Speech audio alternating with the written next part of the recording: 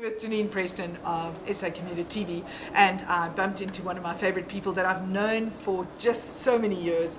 We've been together through thick and thin, through the travel industry, both being in media, and of course Jason Fiddler, no other than Jason Fiddler. Yeah, and you know, as a comedian, he's hysterical. So Yeah. you have to. I'm always introduced as the comedian first, not anything else. So tell me a little bit about what's your role currently after COVID. What happened? Oh boy, yeah. Okay, You know? so nice to see you again face to face.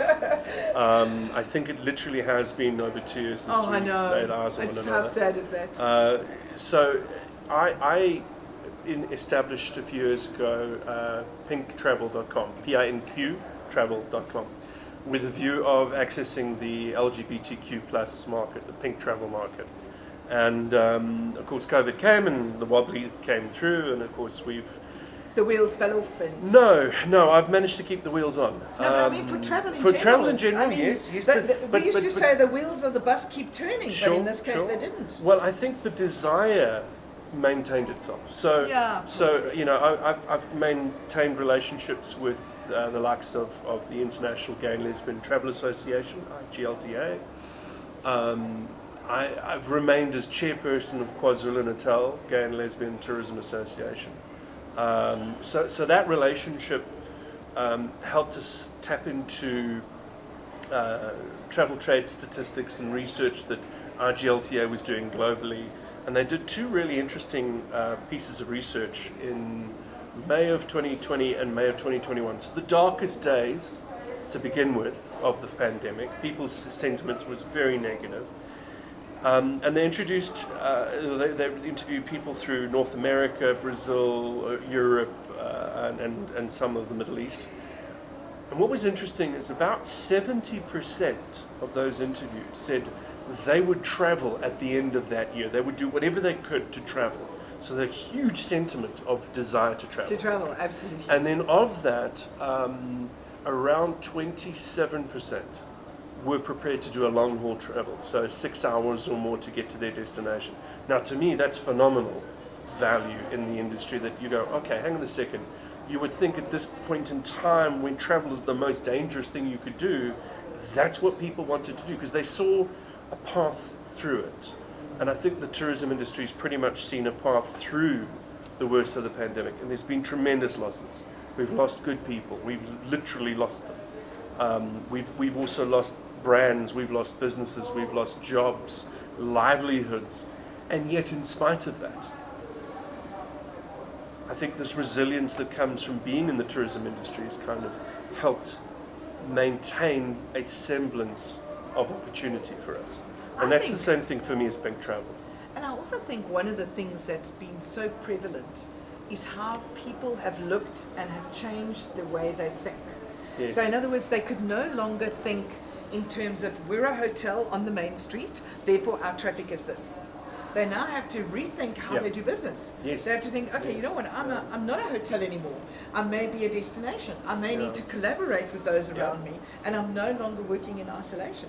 So I think that's been brilliant, especially for domestic tourism. It's wiped the slate clean as far as I think very, very myopic corporate mentality, corporate marketing is concerned. I think it's unlocked potential in people's minds as to where new markets can come from. Absolutely. The traditional sense of, oh, our buyers come from this geographic location, or is this linguistic group, or come through this particular big wholesaler, has changed. Not necessarily the baby's been thrown out with bathwater, but I think people have realised that the small consumer is just as important as a large group. As the large group, isn't that amazing? Yeah, and I think that's really important. We were talking earlier about conferences, always like conference venues hogging all those people. Yeah. So they would kind of keep them locked up in this one little area. And we're sort of saying, well, why don't we put them on a coach? Rather let them do their conference on the coach and allow them to see the countryside, allow them to get off at a different place for lunch, allow them to spread the love, as it were. Well, innovation, I think, is going to be not a buzzword, but a necessary adjective in our typical discourse. We are going to continuously have to find new ways to break through what people now want. They want those kind of innovative experiences. They want something that's different, that's they haven't had before. Correct. And the dour traditional way of doing business is gone. It's gone. It's gone. Absolutely. I'm not to say that we won't have corporates, we won't have suits and ties for the right occasions, but I think people are going to be prepared to come out of their typical comfort zones. And there is no better place than Africa, and particularly South Africa. Of course, our bias is South and Southern Africa, but for people to come out of their comfort zones, I think Africa is the destination of choice. No, I agree. And the LGBT community, and I'm sure I didn't get that right, but You got it right. Yeah.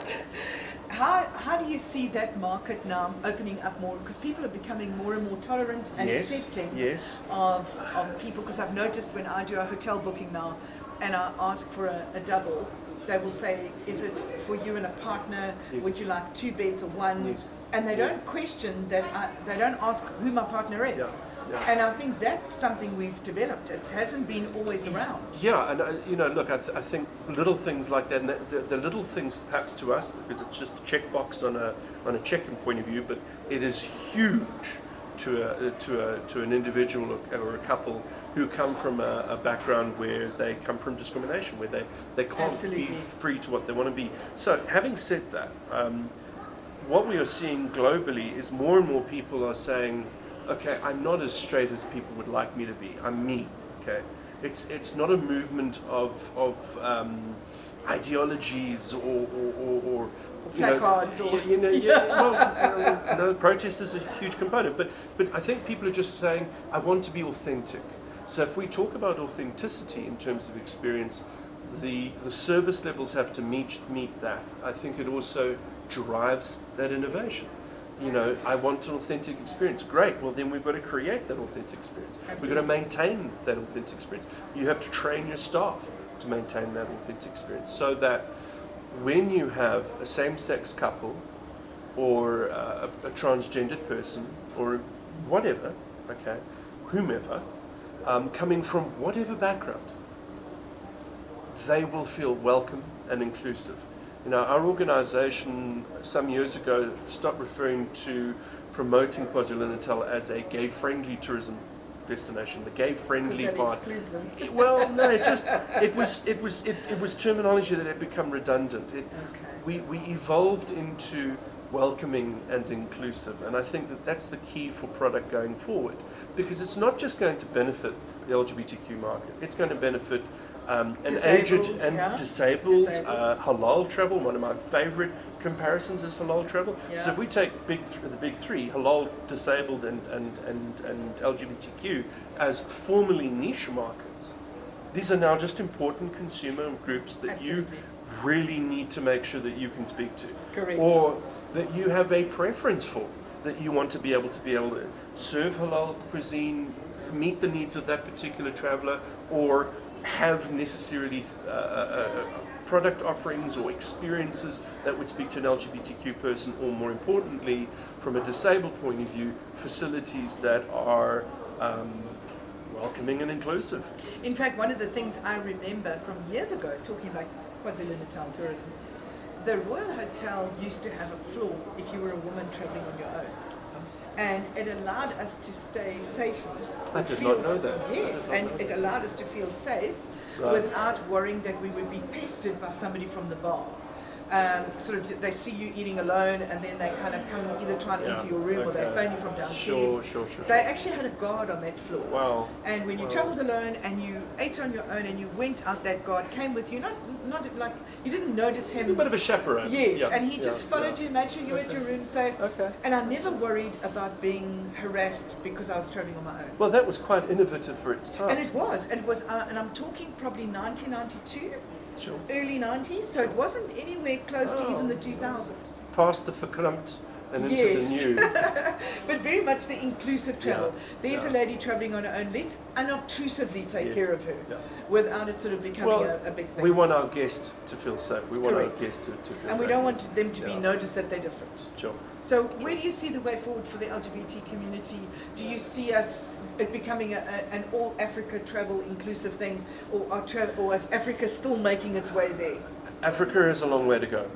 Okay, Africa's got a long way to go just in human rights factors and economic distribution and equality for women. Okay, so Africa is lagging behind, but I have a suspicion that because we're a very young continent with a lot of dynamic young people, they're going to leap forward, and things like COVID have kind of supercharged change, but in a positive way. It's supercharged innovation so that people are using technology more now and reaching out, and I think we're a more global human society than we have ever been before. It may not feel like it, especially at this particular moment in time, but I think that what we're going to start seeing as a future watch is destinations opening up and becoming less exclusive. You know, let's not keep you're not welcome kind of stuff, Correct. to becoming more welcoming and inclusive. And through the process of that, and through the interactions that people will have in marketplaces, in restaurants, at the buffet line, or whether you're serving or being served, okay, we are humans interacting, and the more we interact, the more we normalize diversity. Correct. The more we normalize that, because somebody's different through skin tone, through language, through age, through ability or disability, yeah. relationship status, whom they love and how they love, it becomes less relevant, and it just becomes, who's a nice guest? What a lovely person. Absolutely. What a great experience. Oh, that person made me laugh. And that's how human barriers are broken down. So I see Africa heading in that direction. I see it grasping new markets. And the thing is, this is the mother continent. Let's go back to the basics. Issues aside, cultures aside, this is one of the most remarkable places on the planet. It is, isn't it? And the experiences that you can have here again and again and again never cease to amaze you. So you can be a person who enjoys a safari experience and safari for the rest of your life on this continent, and you will never have seen it all. You can be an adventure traveler and have jumped off bridges and swung through forests, and I know because you and I did zip lining. We did. So we are slightly differing on this, but you will never have seen it all. Yeah. And I think that's the beauty of our continent, and you will never cease meeting new people and new cultures. I just want to say something. Going back to tourism in Durban, this must have been nearly a decade ago. I think it was Burundi who had, it could have been another country, but I think it was Burundi. They had a drumming group that they brought out specifically for Indaba, and they were entertaining the various delegates, the international delegates that were there, the African delegates that were there. But I just remember we were drawn to this drumming group, this primal and yet universal experience of music that was very specific to them and their expression of culture, the expression of drumming. But I remember very clearly feeling, I'm at home, this is my continent, I am African. I really don't resonate with Europe or the Americas or wherever else, and I might be English speaking. Yes, I have kin, but I'm kindred here in Africa. And I think that's what Africa does to you. It gets under your skin. You breathe this air. Your They feet always touch say the soil. if you see the sunset in Africa, you will want to yes. die in Africa. Yeah. And that's not marketing speak.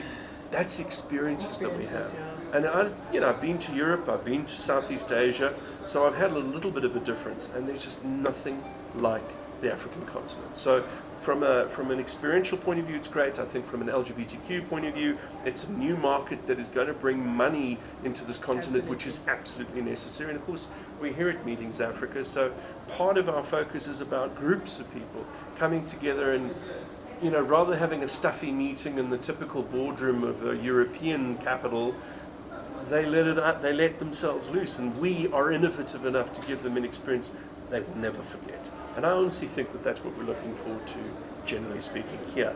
Meetings Africa, and of course, It's why we're in the tourism industry, because we love it. We just We love absolutely it. do. It doesn't seem to matter what it does to us, we just love it Yeah. anyway. How do people get hold of you if they want to use you as Right. a travel consultant, if they want to talk to you about As things a travel? travel consultant or as an emerging DMC, they can look me up at Pink Travel, PINQ, pinktravel.com, or at PINQ Travel on social media.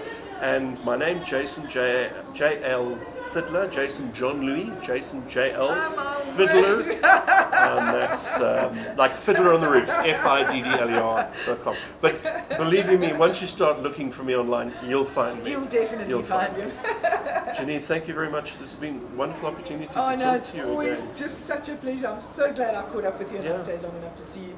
And I hope you'll join up. And if you want to catch Jason on SA Commuter Radio, Jason's joining us as a radio DJ. Well, he's agreed to, so we'll see. But we hope he will. We will contribute. We will contribute. I'm Janine Preston, and you're with SA Commuter TV at Meetings Africa 2022.